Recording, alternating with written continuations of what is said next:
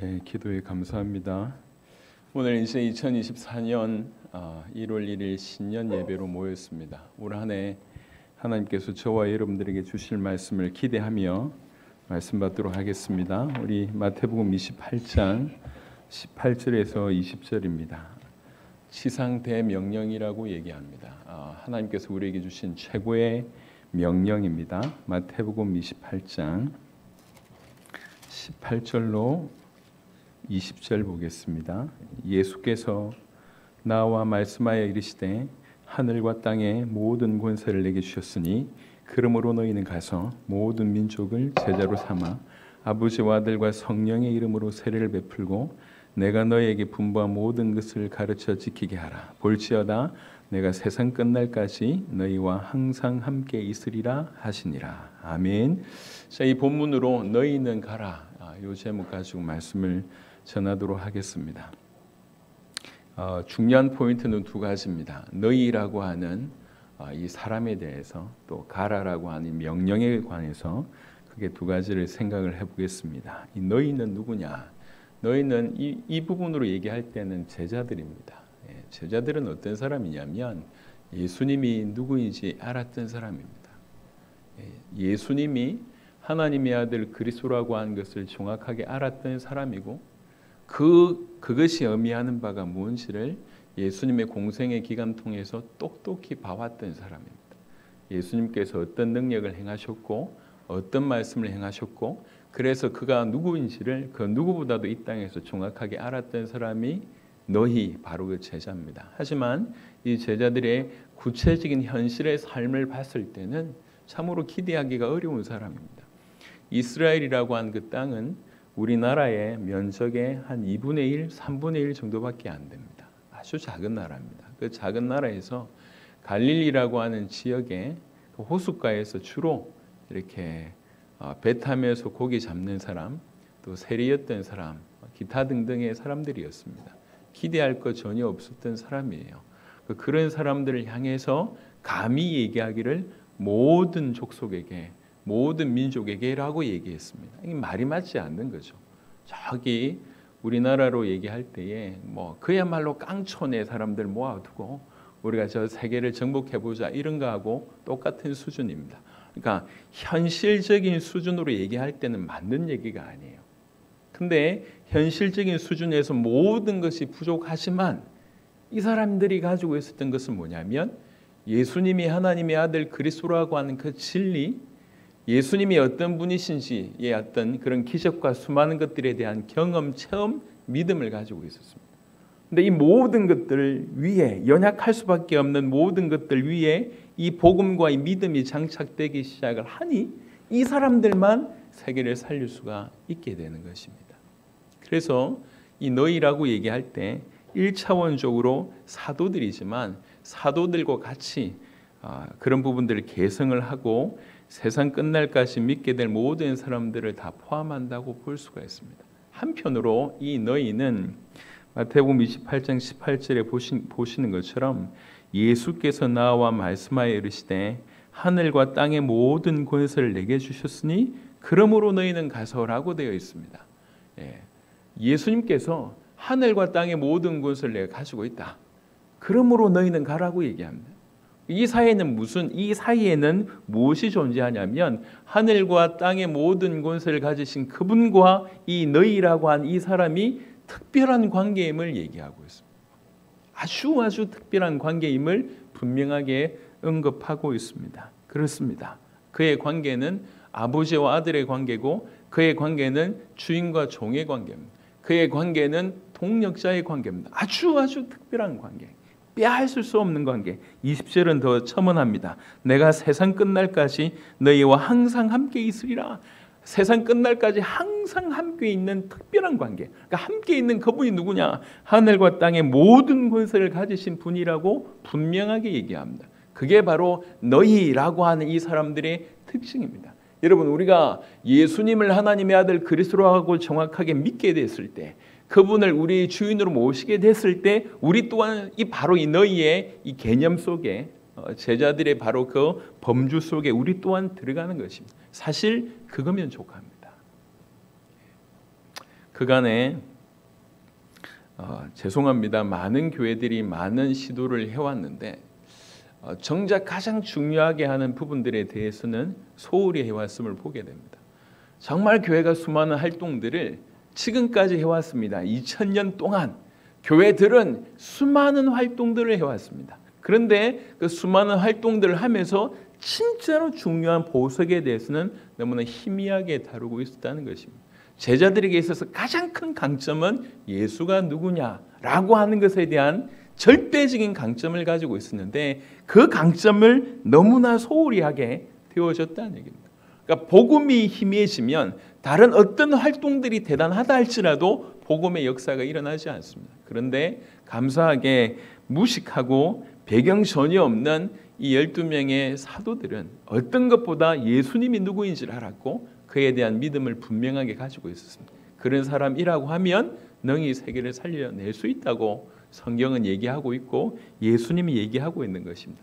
감사하게 지난 시간 동안에 이 교회를 통해서 저희에게 계속 깊이는 다를지라도 복음이라고 하는 것을 계속 계시해 주셨습니다. 그리고 이 작은 교회를 통해서 전 세계가 어떻게 살아가는지, 어떻게 살아나는지를 보여주셨습니다. 다음 주간에도 해외에서 몇몇 분이 들어오실 겁니다. 사실 저와 상관없이 중요한 어떤 것들이 진행이 돼서 그분들이 한국에 들어온다고 하시길래 제가 있을 때도 들어오라 그래서 내일 모레 이제 들어오게 됩니다. 여러분, 그분들이 어떻게든 세계복음화하기에서 어떤 역할들을 감당하겠다 이런 마음으로 자비랑음으로 섬기고 있습니다. 감사한 일이죠. 여러분, 지나간 이제 우리 교회가 20년 차에 접어들었습니다. 2024년 12월 5일이면 우리는 만 20년을 이제 교회로 인도받게 되었습니다. 이 교회에 그동안 오는 동안에 정말 많은 일이 있었지만 이 교회를 통해서 행하신 일들을 볼 때 이거 우리 개인의 일이 아닌 것 같아요. 우리 수준이 아닌 것 같아요. 하나님께서 너무 많은 일들을 행하셨음을 보게 됩니다. 그냥 복음을 전했을 뿐인데, 그리고 특별한 능력이나 특별한 방식이 아니라 그냥 성경 그대로 했을 뿐인데 이런 일들을 우리에게 보여주셨습니다. 누구보다도 우리에게는 복음이 무엇인지 알고 있고 주님이 무엇을 기뻐하신지를 알고 있습니다. 그러면 우리는 좋게 이 너희라고 하는 범주 안에 들어갈 수 있겠다고 보여집니다. 그 너희에게 우리 주님께서 가라고 얘기했습니다. 주님과의 특별한 관계이며 누구보다도 주님을 알고 있고 주님이 뭘 원하시며 이 복음이면 능히 전 세계를 능히 살릴 수 있겠다라고 믿으시는 그 소수의 너희가 가기 시작하는데 그 결과를 우리가 지금 현재 우리가 경험하고 있지 않습니까? 우리 또한 그런 은혜를 받은 사람들이다. 여러분들이 바로 그런 은혜를 받은 사람들이다. 기억하시길 바랍니다. 이 너희에게 가라고 얘기합니다. 가라. 가라라고 하는 이 헬라어가 포류텐테스라고 하는 헬라어인데요. 이건 제1과거 분사형이라고 표현돼서요. 뭔가를 지속적으로 하는 걸 얘기합니다. 그래서 끝없이 지속적으로 계속 나아가라라고 하는 뜻입니다. 적극적이고 능동적이고 지속적으로 가라 이런 뜻입니다. 한번 갔다 말고 이게 아니라 지속적으로, 그것도 어쩔 수 없이가 아니라 능동적으로 적극적으로 이런 의미가 포함되어 있습니다. 가라. 근데요, 이제 가라라고 명령하신 것은 그 전까지 잘 못하고 있기 때문에 명령을 하신 거거든요. 가기가 힘들다는 거죠. 그 걸음이 쉽지 않다는 겁니다. 걸음이 쉽지 않기 때문에 명령하신 것입니다. 배경을 잠시 설명을 해드리면 이스라엘 민족은요, 하나님이 우리를 선택하셨다라고 하는 선민 사상이 아주 수천 년간 뼈저리게 깊이 박혀 있습니다. 그래서 그걸 선민 사상이라고 얘기합니다. 선민 사상을 조금 쉽게 풀면 이방 민족에 대한 배타적인 생각들을 가지고 있다는 거예요.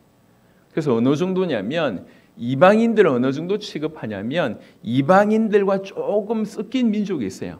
유대인인데 이스라엘 사람들인데 남과 북쪽으로 나눠져서 북은 북이스라엘은 남은 남유다라고 나눠졌잖아요. 북이스라엘이 아수르에 망하게 됩니다. 이 아수르가 무슨 정책을 쓰냐면 저기 있는 민족 여기 오고 여기 있는 민족 저기 보냈단 말이에요.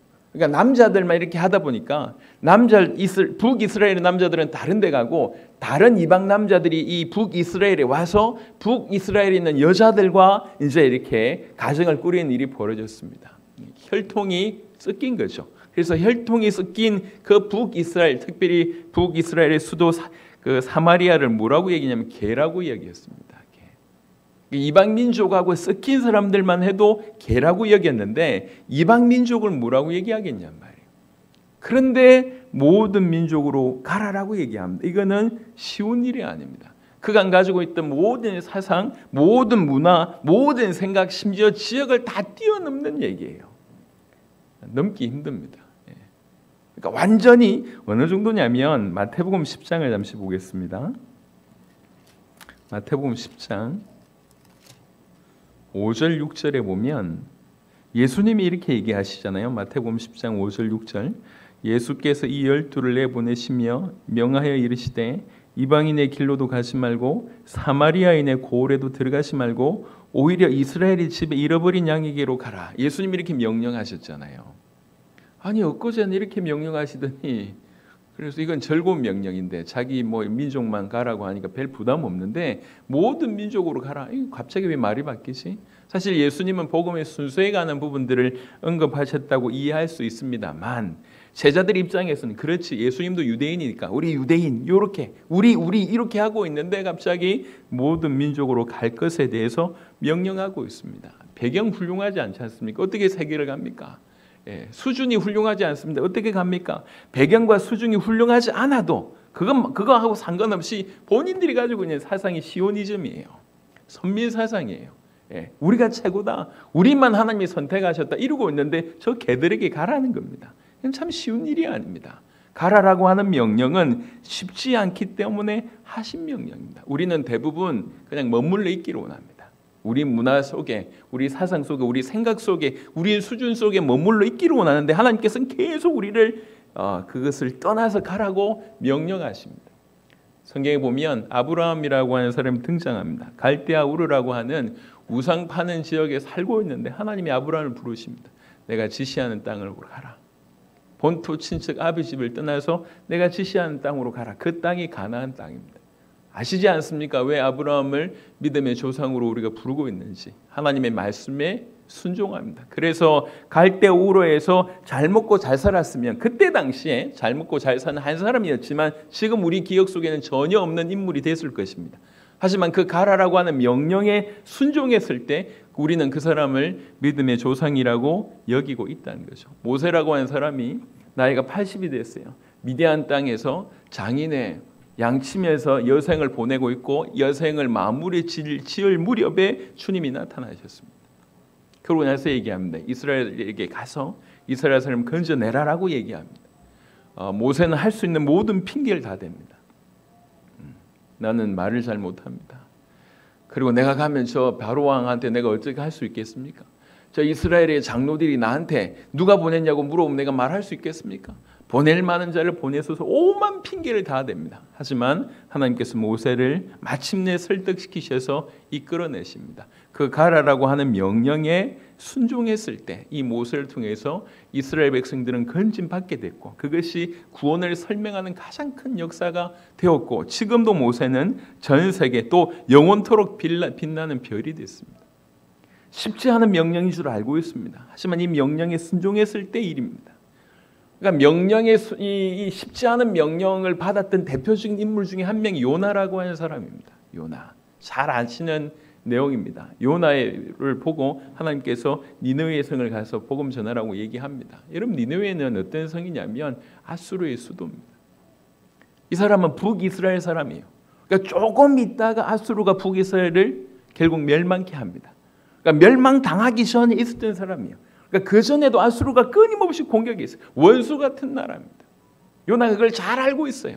또 요나는 또 뭘 알고 있냐면 하나님은 자비하신 하나님이니까 내가 가서 말씀 전하면 이 사람은 회개할 거라는 것도 알고 있었던 거예요. 그게 싫었던 겁니다. 원수가 구원받는 거. 또 알고 있습니다. 하나님은 능력 있는 하나님이기 때문에 그들 또한 구원하실 거라는 걸 알고 있기 때문에 저기로 니느웨로 가라고 하는 것을 아예 장반대로 갑니다. 이 사람은 대단한 사람이에요. 땡깡을 부린다는 얘기가 아니라 믿음이 있습니다. 하나님이 자비하시다는 거, 하나님이 능히 저 원수 같은 놈들도 구원할 수 있다는 걸 알고 있어요. 그런데 이 사람은 싫은 거지, 그 원수가 구원받는 거를. 그래가지고 다른 데로 도망칩니다. 대단한 인물이죠. 그래서 배 타고 갔을 때 풍랑이 일어납니다. 이 풍랑이 어떻게 일어났는지 그 배에 타 있는 모든 사람들이 자기 신을 부르면서 기도하다가 결국 제비뽑기를 하게 되고 요나가 걸리게 됩니다. 요나가 얘기하죠. 이 풍랑 여호와께서 일으키신 것이다. 나 때문에 일으키신 것이다. 나를 저 바다에 빠뜨리면 풍랑이 잠잠해질 것이다. 결국 이 사람들이 우리에게 죄 없다 이래가지고 빠뜨리죠. 빠뜨리자마자 파도가 잠잠해지죠. 오히려 그 사건 때문에 하나님을 믿게 되는 일이 벌어집니다. 그러고 나서 실제로 큰 물고기 뱃속에 사로잡혀 있다가 3일 만에 뱉음을 당했다고 얘기합니다. 전부 신화라고 얘기합니다. 결정적인 것은 이 물고기 뱃속에 있다가 그렇게 했다는 것에 대해서 얼마 전에 유튜브에 그런 게 나왔더라고요. 이런 일이 물고기 이 큰 고래에 이렇게 잡아먹혔다가 그 고래가 30초 만에 토해줬대요. 그래서 1조 분의 1의 확률에 해당하는 사건이 실제로 일어났다고 얘기하더라고요. 여하튼 그래서 사흘 만에 물고기 뱃속에서 나오게 되는데 나중에 한번 이렇게 잘 한번 읽어보세요. 그 물고기 뱃속에서 했던 신앙 고백이 참으로 그리스도를 예표하는 놀라운 고백입니다. 그래서 가서 이제 그렇게 기분 좋지 않은 마음으로 회개를 얘기했습니다. 근데 웬일입니까? 그 사람들이 다 회개하는 일이 벌어졌어요. 아수르의 12만 명이 돌아오는 일이 벌어졌어요. 이때 요나가 뭐라고 얘기했습니까? 보세요, 하나님 돌아오잖아. 쟤들 구원받잖아. 그 싫다고 얘기했잖아요. 뭐 이런 식으로 따집니다. 대단한 사람입니다. 그런데 하나님 요나를 사용하셔서 그 일이 이루어졌습니다. 여러분, 가라라고 하는 명령 참 쉽지 않은 명령입니다. 그냥 우리가 해오던 대로 머물고 싶어 하는 것이 우리의 본성이고, 그러고 싶어 하는 마음이 우리 저 마음속에 깔려 있습니다. 근데 우리에게 자꾸 가라고 명령하시네. 쉽지 않기 때문에 하는 명령입니다. 한편으로는 우리는 아까 얘기했던 것처럼 머물러 있기를 좋아한다고 하는 부분을 조금 더 깊이 들어가 보면 그냥 옛 모습, 옛 체질, 내가 하고 싶은 대로 살고자 하는 그런 마음에 머물러 있습니다. 이거 떠나라는 거예요. 뭔가 매여있는 우리 상태, 고집이며 교만이며 불순종이며 원망이며 불평이며 잘못된 죄의 습관이며 또 한편으로는 절망이며 고통이며 괴로움이며 이게 다 안 좋은 줄 알면도 불구하고 여전히 거기에 머물러 있으려고 하고 있단 말이에요. 거기에 매여 있다는 거죠. 이 때문에 못 가고 저 때문에 못 가고 오만 얘기를 하고 있는데 알고 있다는 거예요. 우리 주님. 그래서 가라고 얘기합니다. 중국 송나라에 있었던 사건인데요. 수주대토라고 하는 속담이 있습니다. 그 사람이 이렇게 농사를 짓고 있다가 갑자기 토끼 한 마리가 튀어나온 거예요. 토끼 한 마리가 튀어나왔는데 얘가 정신이 없었는지 토끼 한 마리가 튀어나와서 뛰다가 나무에 부딪힌 거예요. 그래서 죽었어요, 토끼가. 그래서 이 사람이 그때를 보고 야, 이거 가만히 있어도 돈 벌겠네. 토끼가 튀어나가서 계속 이렇게 박아가지고 죽으면 내가 가만히 기다렸다가 토끼만 건지면 되겠네. 그래서 수주대토, 지킬 수, 그루터기 주, 기다릴 때, 그 다음에 토끼 토인데, 그러니까 그루터기 계속 토끼 또 나와서 죽을 때까지 기다리고 있는 거예요. 이렇게 수주대토. 어쩌다가 일어난 거 가지고 이것들을 통해서 계속 수입을 얻겠다라고 생각하는 어리석은 농부의 비유가 수주대토입니다. 아무것도 하지 않고 뭔가 결과를 얻으려고 하는 송나라에 있었던 그 사건을 통해서 일어나는 속담입니다. 이런 경우들이 너무 많아요. 우리는 가지 않고 많은 응답을 받으려고 하고 가지 않고 내 삶에 하나님의 역사가 일어나게 되기를 원하는 수주대토 같은 송나라의 그 어리석은 농부 같은 심정으로 살아가고 있습니다. 여러분, 그걸 우리 주님이 아신다는 거예요. 우리 여전히 죄성 가운데 어두움 가운데 머물려고 하는 옛 모습, 옛 체질 가운데 그리고 할 수만 있다면 모든 핑계와 합리적인 어떤 그 근거를 다 갖다 대면서 여전히 머물러 있으려고 하는 여러분, 아브라함이 머물러 있었다면 모세가 머물러 있었다면 요나가 머물러 있었다면 어찌 되겠습니까? 지금 그런 일들이 우리에게 일어나고 있다는 거예요. 그러니까 명령, 우리 주님이 이렇게 명령하신 이유는 쉽지 않기 때문이다. 아신다는 겁니다. 쉽지 않기 때문에. 또 다른 표현으로 좀 설명하면 한편으로는 이렇게 걸어하는 것이 큰 복이라는 거예요. 쉽지 않은 상황을 인지하고 그럼에도 불구하고 이 복음이 전해져야 되고 우리 주님이 그 일에 나를 선택하셨고 나와 함께 하시고 나에게 명령하셨다는 걸 알고 그 가라라고 명령에 순종할 때 사실 이 걸음이 너무나 특별한 걸음이라고 성경은 얘기하고 있습니다. 성경 두 구절을 보겠습니다. 로마서 10장 14절 15절입니다. 로마서 10장 14절 15절입니다. 그런즉 그들이 믿지 아니하는 일을 어찌 부르리요? 듣지도 못한 일을 어찌 믿으리요? 전파하는 자가 없이 어찌 들으리요? 보내심을 받지 아니하였으면 어찌 전파하리요? 기록된 바 아름답도다 좋은 소식을 전하는 자들의 발이여 함과 같으니라. 이게 너무 아름답다고 얘기합니다. 이 말씀에 의지해서 여러분 가야 만납니다. 만나야지 전합니다. 전해야지 듣습니다. 들어야지 믿습니다. 믿는 자 중에 제자 있습니다. 그 제자가 또 가게 되는 것입니다. 이게 선순환의 구조입니다. 누구든 주의 음성을 듣고 이 가라라고 이 명령하실 때 자리 다 틀고 일어나서 가는 그 모습 자체, 그게 대단한 결과가 혹 맺혀지지 않는다 할지라도 그 걸음 자체 너무 귀하지 않냐. 2, 3일 전에 선교사님 한 분이 연락이 왔습니다. 연락이 와서 저를 보고 싶다고 연락이 와서 전화를 드렸습니다. 목사님이 하신 메시지, 지난 선교사 사경회 때 했던 메시지를 2번 들었습니다. 2번 다 듣고 나서 연락을 드립니다. 100% 동의합니다. 만나고 싶습니다. 그래서 이제 만나러 갔어요. 만났는데 가슴이 막 뜨거우신 거예요. 숭실대 법대를 다닐 때 대학생 때 조의 선교회를 통해서 이 복음을 받은 거예요. 복음을 받았는데 들어보니까 하나님이 살아계시고 예수님이 나를 위해서 죽으셨고 예수님을 믿으면 누구든지 참된 구원을 받는데 그 구원은 영원한 결과가, 그리고 이 구원받은 자가 복음을 전해서 또 다른 사람들을 구원에 이르게 했을 때 하늘과 같이 빛난다라고 하는 아주 심플한 메시지가 그냥 온팡샤의 가슴에 들어옵니다. 법대를 다닌 이유는 법을 통해서 명예를 얻고 그 다음에 부를 쟁취하기 위해서 암만 생각해도 최고가 그거래요. 그거 위해서 열심히 공부하고 있는데 이 복음을 딱 만나보니까 이게 아무짝에도 쓸모없다는 걸 알게 됐어요. 과감하게 버리고 그때부터 만나는 모든 사람들에게 복음을 전해왔다고 얘기합니다. 사우디아라비아를 가서 22년을 선교를 한 겁니다.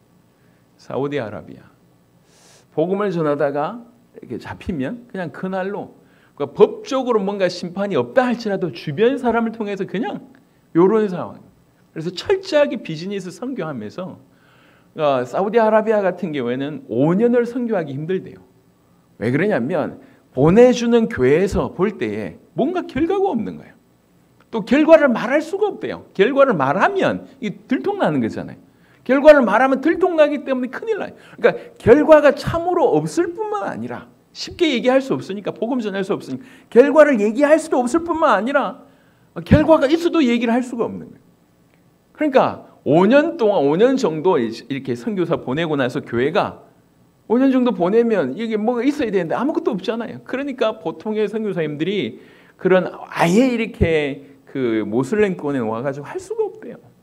근데 자기는 처음부터 비즈니스라고 하는 그 툴을 이용해가지고 어떻게든 복음 전하려. 22년 사역 하시다가 사모님이 암에 걸려가지고 이제 철수를 하신 거예요. 철수하자마자 코로나가 걸려서 지금 몇 년 동안 나갈 준비를 계속 하고 있는 겁니다. 근데 장기 선교사로 나가긴 힘들지만 어떻게든 막 하고 있는 터에 좀 메시지가 들린 거예요. 다시 뭔가 희망이 생긴 거예요. 어떻게 하면 세계보고만 뭔가 할 수 있는 뭔가가 이게 보여져서 이제 연락을 하셨습니다. 참 귀한 분입니다. 22년 동안 하신 부분들을 책을 저한테 주셨어요. 그런 생각이 들었습니다. 그냥 어떻게 보면 결과가 이렇게 보통의 어려움이 없는 교회에서 나라에서 일어날 수 있는 결과에 비하면 너무너무 미비한 거죠. 한 사람에게 복음을 한번 전했다, 이것 자체가 엄청난 일이래. 이 사람이 진짜 신뢰되지 않으면 그 복음을 전하는 것 자체가 바로 법적으로 사형까지 이어질 수 있으니까 한 사람에게 복음을 전했다, 이것 자체가 어마어마한 일이에요. 근데 그 한 사람에게 복음을 전하기 위해서 자기 인생 전부를 드린 거예요. 대단한 결과가 없어요. 하지만 가라라고 하는 명령에 전부를 드린 거예요. 아무도 가지 않는 땅에. 아무도 가지 않는 땅에. 여러분, 하나님이 얼마나 귀하게 보신 줄 아십니까? 이 명령에. 전 세계, 우리 주님은 전 세계를 살리기를 원하십니다. 전 세계를 살리기를 원하시는데, 그래서 하나님을 믿는, 예수가 그리스도라고 믿는 자에게 명령하신 거예요. 전 세계를 살릴 것에 대해서. 해외로 나갈 뿐만 아니라 우리 모든 영계에 가서 이 복음을 전할 것을 명령하시는데, 사단이 알고 있지 않습니까? 또 우리 죄성이 지극히 하나님과 반대편에 있잖아요. 우리 모든 것들을 이유를 들어서 우리는 움직이지 않습니다. 꼼짝하지 않습니다. 그런데 그런 와중에도 이 명령에 반응해서 어떤 형태로든지 걸어가는 이 걸음은 성경은 뭐라고 얘기하고 있냐면 좋은 소식을 전하는 자들이라고 얘기하면서 아름답다고 얘기합니다. 사실은 요거보다 더 충격적인 구절이 있습니다. 요한복음 20장을 한번 보겠습니다.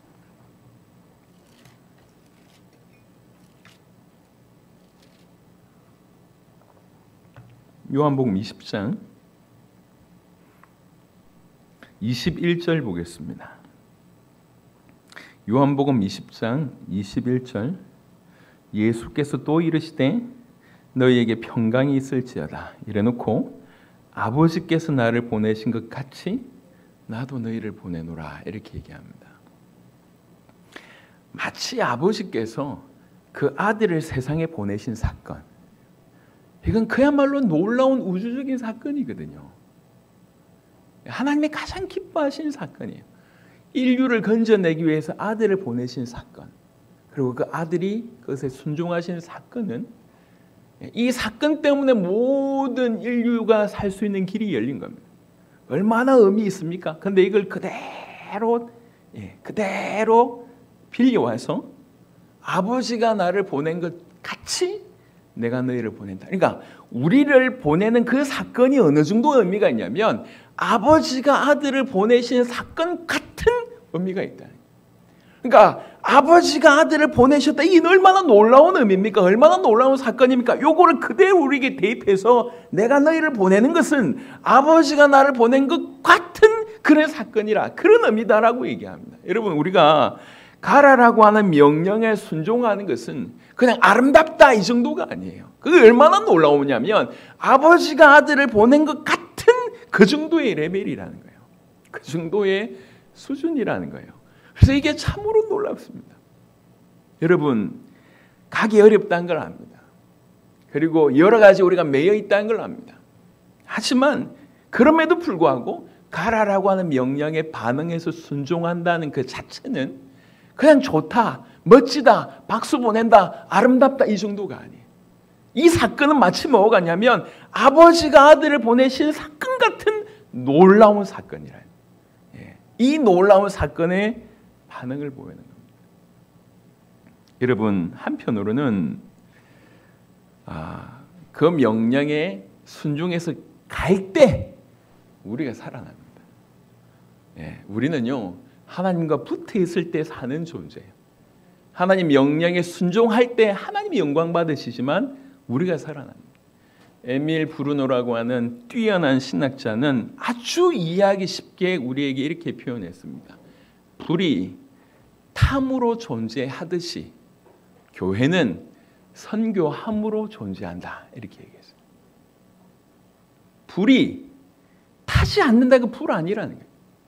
불이 탐으로 존재하듯이 교회는 선교함으로 존재한다. 복음을 전함으로 존재하는 것이 교회다. 우리가 교회잖아요. 우리의 존재는 불이 타는 것 같이 우리의 존재는 선교함으로 존재한다. 복음을 전하는 그런 것으로 우리는 존재한다라고 얘기하고 있습니다. 그게 우리가 사는 겁니다.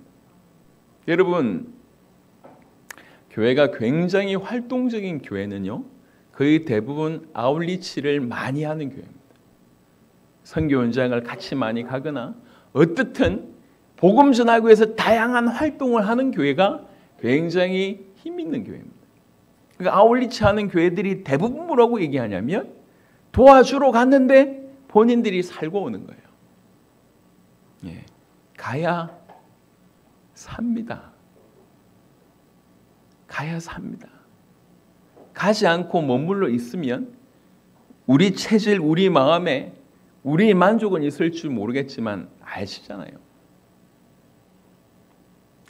뭐가 행복한 일이냐면 과정이 중요하지만 사실 과정 이후에 그 과정이 끝났을 때 좋은 것이 진짜 행복한 그 길이라고 누군가 얘기하더라고요. 열심히 밤새 술 마시고 나서 딱 끝났을 때 행복하냐? 근데 그 시간이 열심히 산 꼭대기에 올라갔을 때 그 과정은 힘든데 끝났을 때 너무 가슴 벅차고 그게 행복한 일이라고 얘기합니다. 너무 맞는 것 같습니다.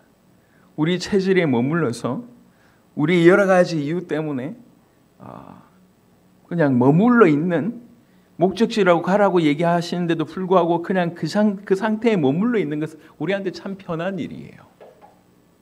하지만 그런 우리가 편하고 있을 때 세상은 하나님과 상관없이 주고 있습니다. 복음 알고 있는 우리가 우리의 소욕을 따라 그냥 육신을 누리고 있을 때 이 사람들의 육신은 불타고 있는 겁니다. 그래서 가라고 얘기하는 거예요. 그 가라라고 하는 명령에 조금이라도 순종하는 그 순종은 우리 주님이 너무 아름답다고 여기실 뿐만 아니라 이 사건은 아버지가 아들을 보내신 사건과 감히 견줄 만큼의 의미가 있다는 겁니다. 그리고 그 명령에 순종해서 가면 우리가 삽니다. 가야 삽니다. 여러분 우리가 몇 년 동안 나름 지내봤지 않습니까? 우리에게 왜 어려움이 없겠습니까? 하지만 그 명령에 순종해서 어쨌든 이 복음을 전하기 위해서 다양한 어떤 부분들을 도전했을 때 결국 아무것도 아닌 것 같지만 그것이 우리를 살립니다. 우리 안에 내부적인 문제가 있습니다. 사람 사는데 갈등이 왜 없겠습니까? 교회는 마찬가지입니다. 밖으로 눈 돌리지 못하면 우리 안으로 항상 문제투성입니다. 그게 개인이든지 그게 공동체든지 상관없습니다. 가야 삽니다. 가야 삽니다. 불이 타듯이 탐으로 존재하듯이 교회는 선교함으로 존재합니다. 그런데 가면 된다고 또 성경은 얘기하고 있습니다. 요한복음 15장을 보겠습니다. 요한복음 15장 16절 보겠습니다. 잘 아시는 말씀이죠. 근데 잘 보세요. 요한복음 15장 16절 너희가 나를 택한 것이 아니요 내가 너희를 택하여 세웠나니 이는 너희로 가서 열매를 맺게 하고 또 너희 열매가 항상 있게 하여 내 이름으로 아버지께 무엇을 구하든지 다 받게 하려 함이라. 가면 열매가 보장되어 있습니다. 명령하신 분이 뭔가를 못하시는 분이 명령하신 게 아니라 다 준비해 놓고 우리에게 가기만을 요구하시는 거예요. 그냥 가면 된다고 성경은 얘기합니다. 마가복음 16장 15절에는 개역 개정에는 이렇게 되어 있습니다. 마가복음 16장 15절 또 이르시되 너희는 온 천하에 다니며 만민에게 복음을 전파하라 이렇게 되어 있는데 킹 제임스 버전은 어떻게 되어 있냐면 너희는 온 세상에 가서 이렇게 되어 있습니다. 온 세상에 가서 가면 됩니다. 모든 것을 준비해 놓으셨습니다. 멈출 수가 없습니다.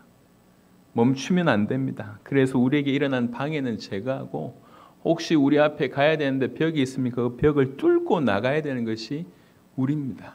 우리. 그래서 쉽지 않다. 우리 주님이 알고 계세요. 누구보다도 우리 주님이 알고 있습니다. 유대인이 선민 사상에 사로잡힌 것 다 알고 있습니다. 아브라함의 갈대 우르에서 어떻게 살았는지 다 알고 있어요. 모세가 미디안 광야에서 40년 동안 어떻게 쭈구리가 돼가지고 앉아있었는지 다 알고 있습니다. 찌질이가 돼가지고 어떻게 그렇게 말도 안 되는 수준으로 있는지 다 알고 계세요. 요나의 성향을 다 알고 있어요. 그럼에도 불구하고 그들에게 가라고 명령하셨습니다. 그 명령에 순종했을 때 결과를 지금 우리가 혜택으로 받고 있습니다. 우리도 머물러 있고 싶어 합니다. 우리도 매여 있는 많은 부분에 그것이 옛 체질과 옛 모습이라고 표현할 수 있는 그 모든 곳에 눌려 있습니다. 그래서 이래서 안 된다, 저래서 안 된다고 얘기를 하고 있습니다. 그 걸음이 참으로 쉽지 않습니다. 하지만 그 걸음에 순종하는 것은 우리가 생각한 것보다 훨씬 더 큰 의미가 있다, 큰 사건이다라고 얘기합니다. 또 우리의 존재 자체가 가야 사는 존재입니다. 불이 타듯이, 탐으로 존재하듯이 우리는 복음 전함으로, 선교함으로 존재하는 교회입니다. 그래서 가면 됩니다. 또 하나는 마태복음 28장 오늘 주셨던 본문에 보시면 목적이 있습니다. 마태복음 28장 18절에서 20절에는 동사가 딱 하나 있어요. 나머지는 다 분사입니다. 동사가 하나밖에 없는데 그게 뭐냐면 제자를 삼아, 이게 동사입니다. 요게 동사입니다. 그러니까 가는 이유는 뭐냐면 제자를 삼기 위한 겁니다. 이걸 놓쳐버리면 중요한 걸 다 놓치는 거예요. 그래서 그냥 우리가 많은 활동을 할 수 있습니다. 이렇게 우리 청소년들, 이렇게 방황하는 불쌍한 사람들 다 도울 수 있는데 그것만 하다가 지쳐서 멈추는 경우들이 있습니다.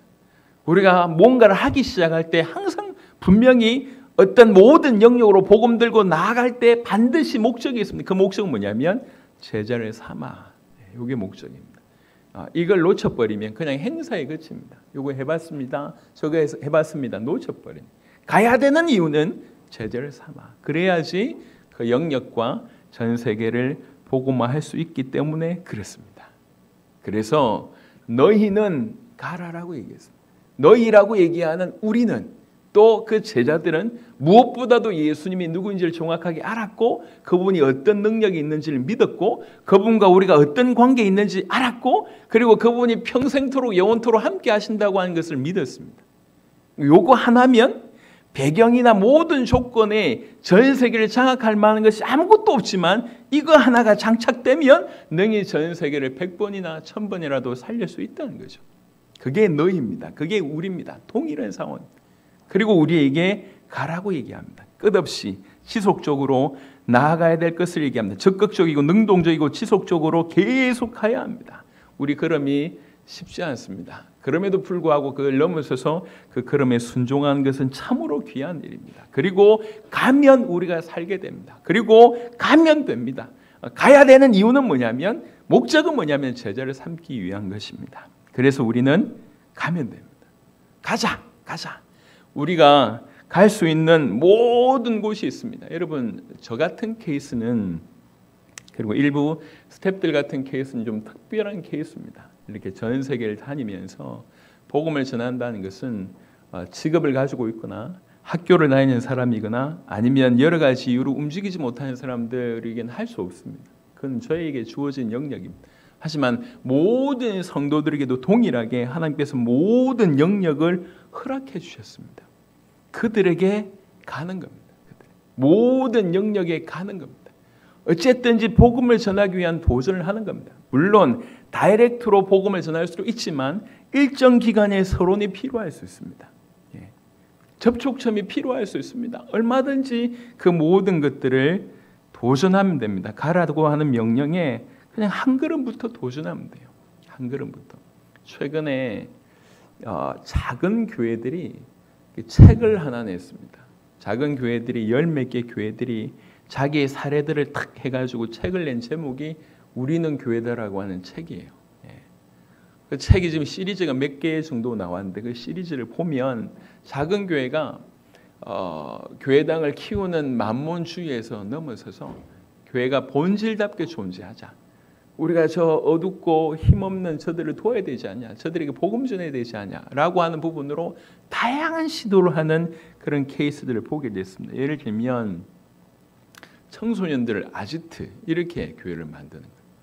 또 춤추고 싶은 사람들 모이는 춤추는 예배자들의 공간 마련하고, 또 어떤 교회는 전 교인이 오케스트라를 만드는 거예요. 그래가지고 지역 사회 돌면서 오케스트라하고, 어떻든 접촉하기 위해서 예수님이 우리를 살리기 위해서 우리처럼 낮아지시지 않았냐, 우리가 복음 전하기 위해서 첫 번째 시도는 그들과 같아지는 거 아니냐, 이렇게 이제 생각을 하는 겁니다. 충분히 일리가 있다고 생각합니다. 시장 한복판에 자그마한 교회를 세워놓고 누구보다도 그 시장 상인들, 교회 갈 수 없는 시장 상인들 계속 신방하는 이런 교회들도 있습니다. 떡볶이 하나로 성공한 교회도 있더라고요. 어떻든 떡볶이 가지고 계속 오고 가는 청소년들 계속 도와주는 거예요. 카페를 이렇게 만들어 가지고 하는 교회들도 많고 다양하게 있더라고요. 도박 중독자들만 치유하는 교회들도 있고요. 무엇보다도 지금 현재 이주민 숫자가 어마어마하게 늘고 있거든요. 이주민들뿐만 아니라 이주민들의 또 그 다음에 타겟 고민이 뭐냐면 이주민들의 자녀입니다. 너무 많이 한국 사람인데 한국 사람이 아닌, 외국인데 한국 사람인, 이렇게 수많은 문제들이 그 안에 있어. 근데 이 이주민들의 특징이 뭐냐면 다 경제적으로 어렵다는 거거든요. 그래서 자녀들이 또 이렇게 다른 데로 빠질 그런 가능성들이 있으니까, 돌아보면 우리가 힘을 합쳐서 해외로 갈 수 있는 부분들도 많습니다. 그리고 그 해외를 갈 수 있는 부분들을 돕는 일들도 필요하고요. 또 우리가 지금 선교사님들이 연결돼서 오잖아요. 그분들 중에는 여러 나라에 선교하신 분들입니다. 우리가 세계복음을 위해서 그 선교사님 한 분 한 분을 돕는 것도 필요하고요. 그리고 또 이렇게 교회의 어떤 차원에서 이렇게 청소년들을 돕는 어떤 시도를 해본다든지, 아니면 노래를 좀 하는 분들은 버스킹을 한다든지라고 하는 중요한 시도를, 접촉점을 갖기 위한 중요한 시도를 해보는 것은 의미 있다고 생각합니다. 하지만 그뿐만 아니라 사실 우리 모두는 특별한 시간을 빼서 특별하게 하는 것도 중요하지만, 내 있는 현장에서 하나님이 나에게 바로 이 현장으로 보내셨다고 하는 것에 대한 인식입니다. 여기에서 내가 복음을 전하기 위해서 오늘부터 기도 시작하는 것, 아니면 내 주위 모든 사람들에게 어떻든 복음을 전하기 위해서 그들에게 선물을 준다든지, 중요한 글을 보낸다든지, 친절하게 한다든지, 칭찬을 한다든지라고 하는 수많은 시도, 정말 복음 전하기 위해서, 또 하나님께서 갈급한 사람 주셨으면 그들과 바로 그 현장에서 같이 예배드리는 그런 시도들, 그래서 우리 현장이 교회가 되는 그런 시도들, 막연하게 언젠가 주시겠지라고 생각하지 말고, 언젠가 토끼 지나가다가 또 머리 부러져가지고 죽어 있겠지라고 수주대토의 생각으로 멈춰있지 말고, 정말 이 지역을 나를 보내셨다라고 인정하고 그 부분에 기도하면서 도전하는 그 수많은 시도들이 된다고 하면, 우리는 그것이 가라라고 하는 명령에 내가 간다라고 하는 한 걸음의 어떤 시도가 되지 않겠나라고 하는 생각을 합니다. 우리 이제 우리 청년들, 그리고 오히려 청소년들, 이런 친구들이 훨씬 창의성이 높잖아요. 어떻게든 우리가 교회가 또 같이, 아니면 또 개인적으로 있든지 간에 어떻든지 믿음으로 도전하는 것은 너무 중요한 것 같습니다. 우리 동해 송조사님이 그 가정 한 가정이잖아요. 거기서 벌써 몇 년째 예배 드리고 있지 않습니까? 엊그제 그런 얘기를 제가 전해 들었습니다. 어떻게 복음 전할까 막 하고 있다가 지역에 아이들 그걸 뭐라 그러죠? 아이들 모아가지고 하는 지역 아동센터인가 그런 거 있잖아요. 거기를 이제 가셨대요. 그러니까 아동센터나 이런 데든 사람들이 오면 좋아하기보다 일단 경계를 하는 거예요. 복음 전하러 왔다 그러면. 그래서 이제 일정 기간 계속 좀 후원을 했대요. 한 달에 한 번이나 두 달에 한 번. 처음에는 막 이렇게 하다가 그냥 아무 바라보지 않고 후원을 계속 하니까 서서히 마음을 열기 시작을 하고, 그 과정이 한 2년 됐대요. 2년 되면서 이제는 이제 원장님이 이제 이렇게 이 얘기가 통하게 되고, 이제 아이들한테 한 번씩 복음 전할 수 있는 시간들을 허락해 주신 거예요. 그래가지고 이제 복음을 막 전하다가 일주일에 한 번 만나가지고 가서 아이들 뒤치다거리 해주고 복음 전하고 하는데, 과연 결과가 있나 이런 생각이 들어가지고 한 주는 안 갔대요. 근데 바로 원장님한테 전화가 온 거예요. 아이들이 너무 기다린다. 왜 안 오시냐. 그걸 또 주의 음성으로 듣고. 여러분, 어떻게 보면 굉장히 편하지 않는 작은 일입니다. 하지만 조금만 걸음을 옮기다 보니까 이런 일이 벌어집니다. 그러니까 이제 우리가 생각할 때 대단한 일 아닌 것 같은데 시야를 바꿔서 하나님 보실 때 이게 너무 귀한 일이에요. 왜 이 일을 했냔 말이에요. 예, 그냥 불쌍해서 도왔습니까? 그 정도가 아니잖아요. 복음 전해야 되겠다는 것 때문에 그냥 조금 액션한 겁니다. 제가 여러분 간증했습니다. 교회가 창립이 되고 지난 20년 동안에 주신 은혜가 참 많아요. 그중에 저한테 당세복의 가장 결정적인 장면을 묻는다고 하면 저는 2012년에 1월에 마이애미로 가게 된 거, 간 거라고 얘기할 수 있습니다. 제자를 찾지 않으면 돌아오지 않겠다. 하지만 2주 안에 틀림없이 찾지 않겠나. 보이는 게 하나도 없었지만 그냥 믿음으로 한 걸음 옮겼을 뿐입니다. 사실 그 걸음이 여기까지 온 겁니다. 여기까지. 교회를 세계복음화를 도와야 되겠다. 개척교회도 도와야 되지 않겠냐. 그래서 이곳에 있는 연약한 교회를 위해서 제가 주일날 빨리 마치고 우리 성도들은 이해해 주니까 당신들끼리 오후 예배하세요 해놓고 제가 이제 점심 때 그 교회를 간 거예요. 그 걸음, 그 작은 그 걸음이 이어서 개척교회 여러 교회를 돕는 일이 벌어졌고 지금 이게 사실 이 원리 그대로가 전 세계에 적용되고 있습니다. 대단하게 계획하고 대단하게 결단하고 한 게 아니라 정말 세계복음화 하기 위해서 조금의 믿음을 저는 이게 좀 전달되면 조금 그렇긴 하지만 사실 저는 목사님들하고 선교사님들 만나고 별로 불편해요. 저는 별로 그런 거 별로 좋아하지 않거든요. 어떤 단체하고 미팅을 하고 어떤 이렇게 내일도 또 방송국 가야 되는데 여러분들 만나고 이렇게 별로 그렇게 제가 여러분들은 잘 못 믿으시겠지만 제가 내성적입니다. 못 믿으시겠죠. 별로 안 좋아해요. 어제도 우리 스태프들하고 회식했는데 저는 모였을 때도 그냥 주제가 있으면 얘기하시 그냥 밥만 먹습니다. 별로 대단하게 얘기하는 스타일이 못 돼요. 그러니까 이렇게 찾아가서 만나고 하는 게 저한테는 불편합니다. 근데 선교사 사경영을 하고 이후에 선교사님들 만나고 목사들 만나고 하는 것은 제가 원하는 제 스타일이 아니에요. 제 성향이 아니라고요. 근데 정말로 세계복음화하기 위해서 넘어서야 된다. 그럼 넘는 겁니다. 하나님 앞에서. 여러분 아까 말씀드렸습니다. 아버지가 나를 보낸 것 같이 내가 너희를 보낸다라고 얘기하는 이 정도의 의미를 가지고 있다고 하면 충분히 이렇게 투자 대비 엄청난 이렇게 결과가 아니냔 말이에요. 여러분 대단한 거 안 해도 괜찮습니다. 하지만 우리 모두가 그래 가야지. 우리 모두가 그래 가야지. 그런 마음으로 중장기든지 어떻든 간에 어떻든 복음을 전하기 위해서 주변을 살리기 위해서 내가 할 수 있는 크고 작은 함께 할 수 있는 거, 내가 할 수 있는 거, 이 현장에서 할 수 있는 거, 교회에서 같이 할 수 있는 거, 전 세계에 나갈 할 수 있는 거, 그 어떤 것이든지 주님의 명령에 순종하면서 그 일을 하게 된다고 하면 하늘의 별과 같이 빛나는 그런 큰 은혜를 우리에게 주실 줄로 믿습니다. 그 12명의 힘없는 대부분의 뱃사람이었고 총구석 출신이었던 그분들을 통해서 지금 전 세계 복음화가 이렇게 진행이 되었습니다. 감히 그들 통해서 이런 일이 벌어질 아무도 상상하지 못했을 겁니다. 하지만 외부에서는 몰랐던 거죠. 그들의 안에 뭐가 있는지, 그리고 그들에게 부탁하신 분이 누군지, 그들과 함께 하신 분이 누군지 그들은 몰랐던 것입니다. 하지만 그들처럼 우리도 동일한 은혜를 받았습니다. 그들이 가졌던 그 복음이 우리 안에 있고 그들과 함께 하신 그 하나님이 우리와 함께 있고 그리고 하나님이 함께 하신다는 증거가 우리에게 있습니다. 이미 그런 증거들이 전 세계에 널려 있습니다. 그리고 다시 이제 우리 개개인에게 명령하신 겁니다. 우리 교회 전체적으로 지금까지 복음에 순종했다고 하면 우리 개개인에게 다시 우리 주님이 명령하십니다. 너희가 가라. 너희는 가라. 머물러 있지 말고 너희는 가라.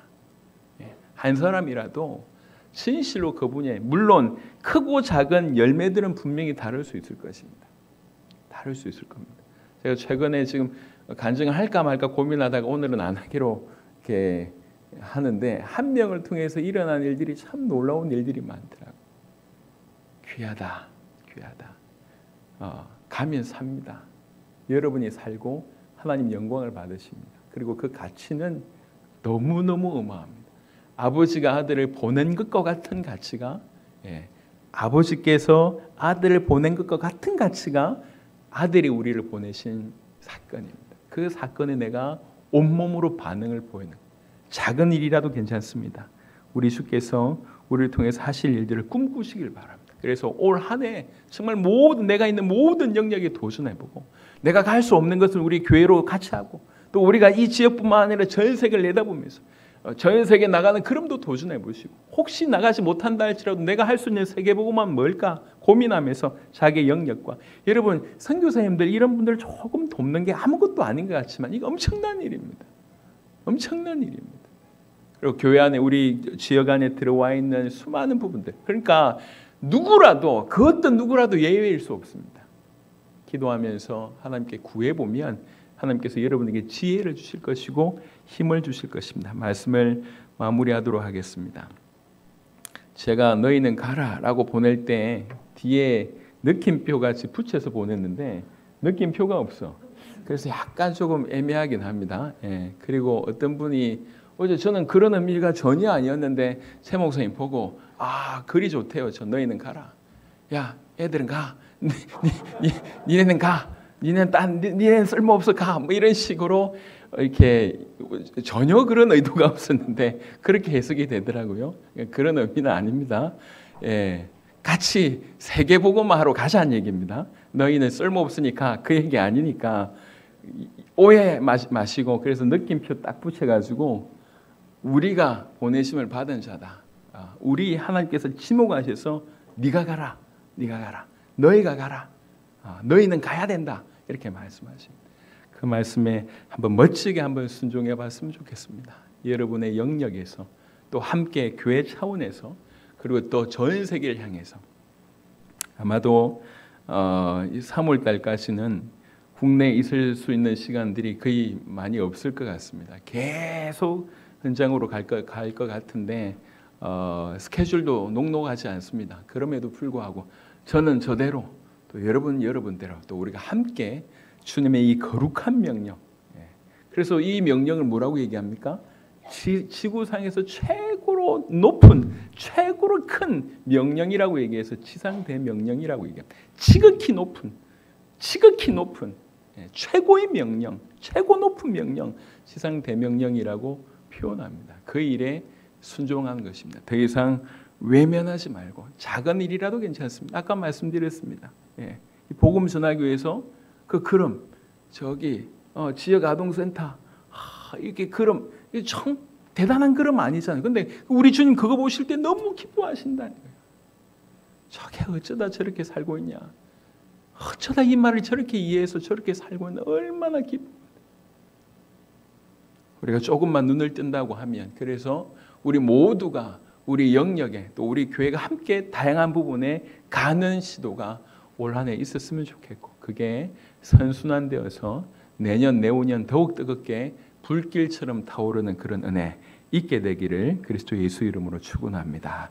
우리 신년입니다. 말씀을 주셨습니다. 우리 말씀 붙들고 같이 한번 기도하면 좋겠습니다. 주님, 우리 주님이 나를 아시고 나에게 주시는 말씀이라 믿습니다. 이 말씀에 순종하게 하시고 또 이 말씀 듣는 순간에 뭔가 많은 생각들을 나게 하셨습니다. 하나님 주신 생각입니다. 그대로 살아갈 수 있도록 한 걸음부터 옮길 수 있도록 하나님 우리를 붙들어 주시고 나 개인뿐만 아니라 우리 공동체로서 우리 교회를 통해서도 수많은 영역에 도전하는 일 있게 하시고 전 세계는 지금까지 가지 못했던 수많은 현장에 또 믿음의 걸음을 옮기는 그런 한 해 되도록 축복하여 주시옵소서. 한 5분 정도 간절하게 하나님께 우리 말씀 주신 하나님께 간절히 한번 기도하고 결단하는 그런 시간들을 가지겠습니다. 기도하겠습니다. 살아계신 주님 감사합니다. 오늘 이 시간에도 우리에게 신년의 말씀을 주시고 이 말씀으로 살아갈 수 있도록 도전하여 주심을 감사합니다. 그랬습니다. 우리가 아버지 하나님의 사도들처럼 부르심을 받은 자입니다. 세상으로부터 건져냄을 받은 자입니다. 세상으로부터 주님께로 불리움을 받은 자입니다. 그리고 그 자를 우리 주님이 보내셨습니다. 아버지 하나님이여 우리도 그들처럼 보내심을 받은 자인 줄로 믿습니다. 주님 그 누구보다도 예수님이 하나님의 아들 그리스도이심을 정확하게 알았고 하나님이 어떤 분이시며 무슨 능력이 있는지를 정확하게 알았고 그 하나님이 나와 함께 영원토록 함께 계시다는 걸 알았고 그분과의 나의 관계를 정확하게 믿었기 때문에 어떤 것도 의심하지 않았습니다. 주여, 정말로는 갈릴리 배경에 아무것도 없는 배경이었지만 이 복음이 장착이 되고 주님이 함께 하신다고 하는 믿음이 장착이 되었을 때에 그렇게 커 보이던 모든 세상이 아무것도 아닌 것처럼 여기시고 아버지 하나님 모든 나라를 가서 아버지 복음에 도전했던 우리 사도들을 봅니다. 주여, 바로 우리가 그들처럼 부르심을 받은 자임을 고백하며 그렇게 우리를 선택하신 것에 감사할 수 있도록 하나님 역사하여 주시옵소서. 주님 가라라고 하는 이 명령에 지속적으로 순종할 수 있도록 하나님 역사하여 주시옵소서. 능동적이고 적극적으로 순종할 수 있도록 하나님 역사하여 주시옵소서. 주님, 갈 수 없는 상황이고 갈 수 없는 지경이고 가기가 힘든 아버지 하나님 그런 상태임을 우리 주님이 아셔서 아버지 가라고 명령하신 줄 압니다. 살아계신 주님이여 머물러 있으시고 하고 예 체질과 예 사상과 예 생각에 사로잡힌 바 되어서 자리를 뜨고 싶지 아니하는 모습입니다. 그럼에도 불구하고 아브라함에게 명령하시고 모세에게 명령하시고 저희와 요나에게 명령하셨던 것처럼 오늘 우리에게 가라고 명령하셨습니다. 주님, 이것이 주님의 명령인 줄 믿습니다. 이 명령에 순종하길 원합니다. 이 명령에 순종했을 때 온몸으로 반응했을 때 그것이 너무나 주님이 기뻐하시는 일, 아름답게 여기시는 일이며 감히 아버지께서 아들을 보내신 것 같은 그런 사건과 의미가 있다는 것을 오늘 시간 깨닫게 하셔서 감사합니다. 주여, 가야 삽니다. 아버지 불이 탐으로 존재하듯이 우리는 가야 아버지 하나님의 교회는 선교함으로 존재하게 됐습니다. 가면서 그것이 우리의 존재이고 가는 중에 우리가 살아난 놀라운 일들이 일어날 줄을 믿습니다. 우리 내부에 일어나는 더러운 것들과 공동체 속에서 일어나는 모든 더러운 것들이 이 복음을 순종함으로 말미암아 그 모든 것을 넘어설 수 있도록 하나님 역사하여 주시며 가면 된다고 하는 사실을 주여 모든 현장 가운데 체험할 수 있게 하시고 오늘 기도하는 가운데 말씀 듣는 가운데 생각나는 것 수많은 것들이 아버지 올 한 해 우리의 살아냄으로 아버지 하나님께서 놀라운 결과와 열매를 맺게 하실 줄 믿습니다. 모든 일들에 우리 주님 영광 받으시길 원하고 우리 주 예수 그리스도 이름으로 기도드렸습니다. 하나님 감사합니다. 오늘 2024년 교회 창립 20주년을 맞이하는 하나님께서 그 교회를 20년 전에 세우셨을 때부터 주셨던 우리 세대의 세계복음화, 당대 세계복음화였던 세계복음화에 대한 중심을 다시 한번 다지며 우리 모든 영역에서 가라고 하는 명령에 순종하는 한 해가 될 수 있도록 하나님 축복하여 주시옵소서. 하나님께서 모든 영광 받으시기를 원하고 살아계신 우리 주 예수 그리스도의 이름으로 기도드렸습니다. 아멘.